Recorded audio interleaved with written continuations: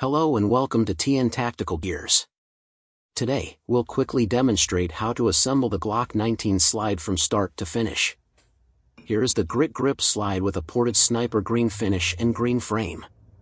Grit Grip is a new company in the market, but they are becoming popular due to their product design and quality. Their frame and slide are compatible with the Glock 19, as they are designed based on the Glock 19 Gen 3 model.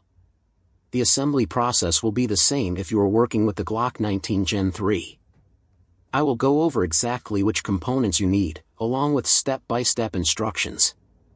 Here we have the back cover plate along with the extractor, then we have firing pin safety and fire pin spring. For fire pin assembly, firing pin and as well as the fire pin spring. We have the spacer sleeve, along with the spring cups that act as spring retainers. Once this is all put together, then we have a channel liner that help position the firing pin inside the slide. Now on the side here we have extractor depressor plunger, we have the punger spring, and we have the plastic spring loaded.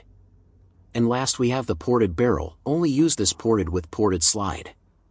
Next to last but not least is the recoil spring. Here is the Holosun EPS Carry Green, along with the CH plate kit.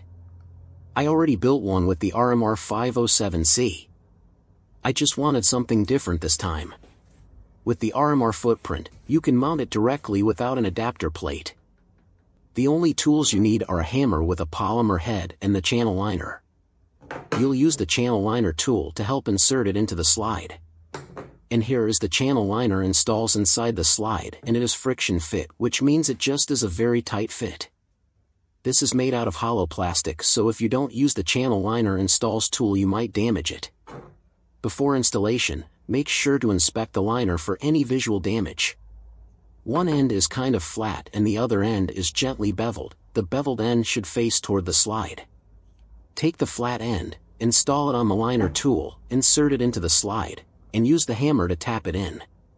During installation, I found that this Grit Grip slide already has the liner pre-installed.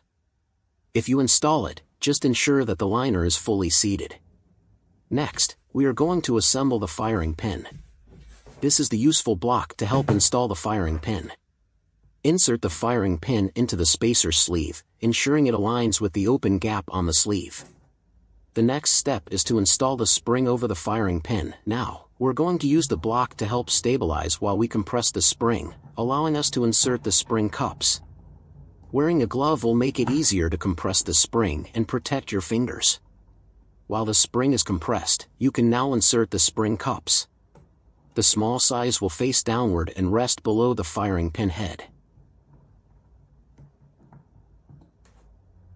Okay, next, we're going to assemble the extractor. We're going to insert the extractor spring onto the extractor. And then we go and push the plunger bearing into the spring all the way. Now we can actually assemble the slide.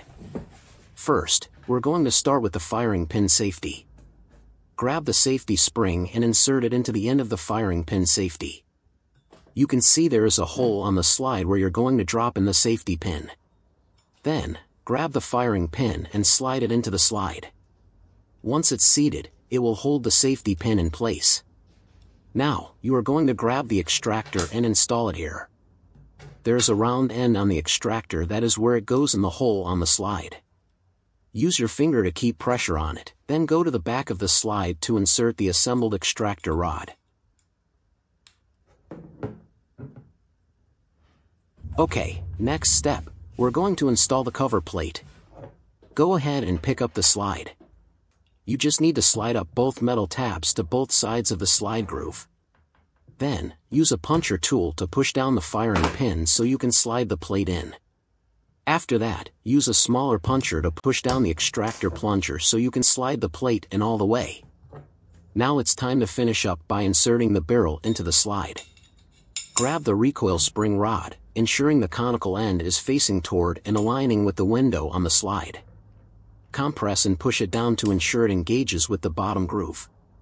Congratulations, we've finished assembling the slide.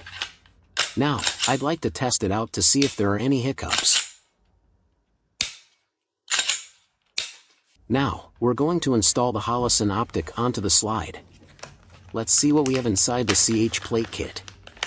there are some screws and a QR code for instructions. I highly recommend reading the instructions before installation. For me, I already know what to use. Now, let's gather all the screws needed. One thing I always do is double check whenever I use an adapter plate to ensure there are no issues before installation. I'm going to do the fit check to ensure the screws are not extended over the adapter plate. Let's get started by taking out the T-nut from the bag. You don't have to install them all, just need to do a fit check on one screw. Install the T-nut under the plate, ensuring it is fully seated in the groove. And then find the proper screw length to install.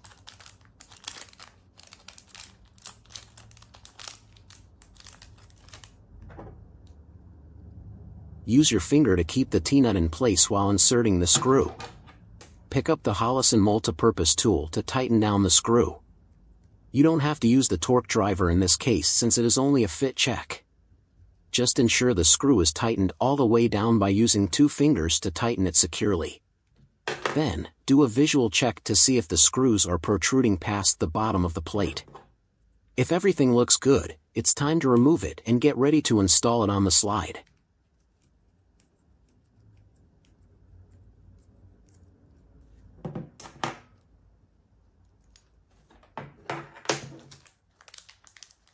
Since we know it is good to go, now let's install the second T-nut on the adapter.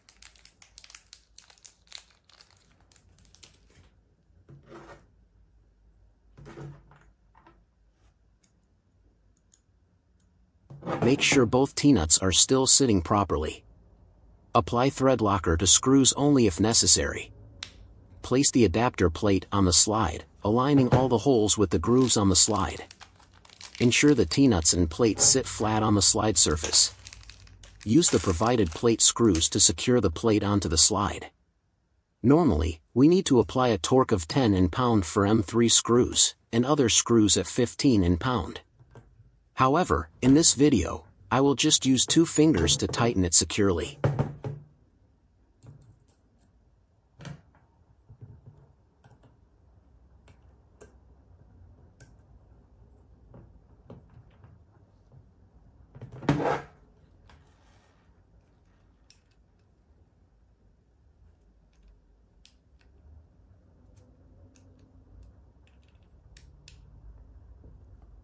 Once the plate is secured, do a visual inspection for any gaps between the slide and the adapter plate.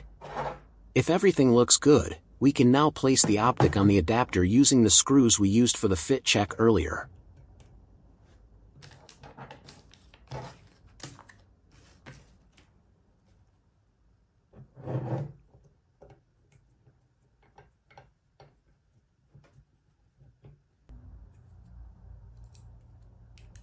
Always double-check if the screws are secured and verify that the optic is fully seated. If your optic stays on permanently, you could use a marker pen to mark both screws, which will provide a visual indication if a screw comes loose.